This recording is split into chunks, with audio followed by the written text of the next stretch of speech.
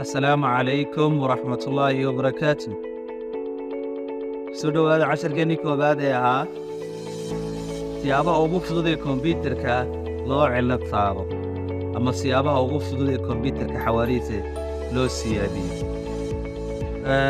Ma kugu adkaatay kombiyuutarkaaga sida loo cilad saaro?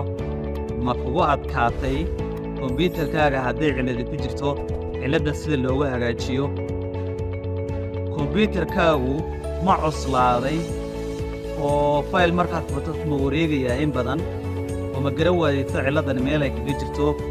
kombiyuutarkaagu speedkiisu ma taqaanay ma gaaban yahay oo kombiyuutarkaagu saa'id markasta ma culus yahay? haddaba waxaan ku hayaa qaababka ugu muhiimsan ee kombiyuutarka loo cilad saaro innagoo marayna 6 qaab ee ugu muhiimsan ee kombiyuutarka loo cilad saaro.